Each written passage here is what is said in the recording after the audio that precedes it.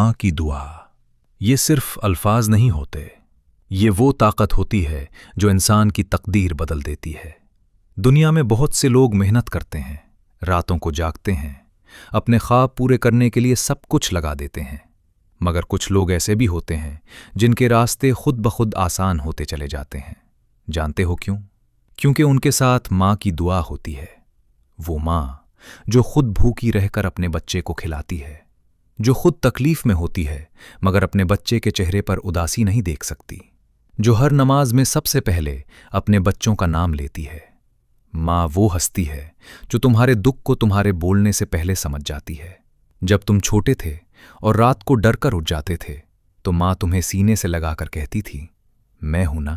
اور سچ تو یہ ہے، ماں صرف بچپن میں نہیں، پوری زندگی انسان کے ساتھ کھڑی رہتی ہے۔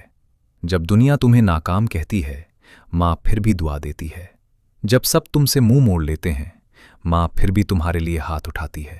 کتنی عجیب بات ہے نا؟ ہم پوری دنیا کو خوش کرنے میں لگے رہتے ہیں، لیکن اس ہستی کو بھول جاتے ہیں جس کی ایک دعا ہمیں زمین سے آسمان تک پہنچا سکتی ہے۔ یاد رکھنا، ماں کی دعا قسمت بدل دیتی ہے۔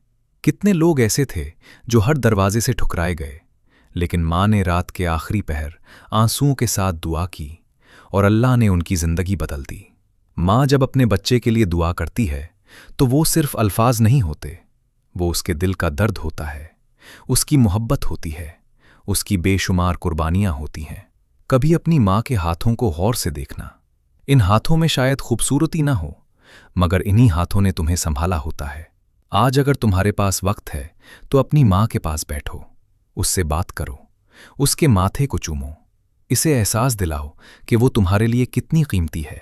کیونکہ ایک وقت ایسا بھی آتا ہے جب انسان کے پاس سب کچھ ہوتا ہے مگر ماں نہیں ہوتی، پھر انسان ہزاروں لوگوں میں بھی خود کو اکیلا محسوس کرتا ہے۔ اگر تمہاری ماں زندہ ہے تو یہ اللہ کی بہت بڑی نعمت ہے۔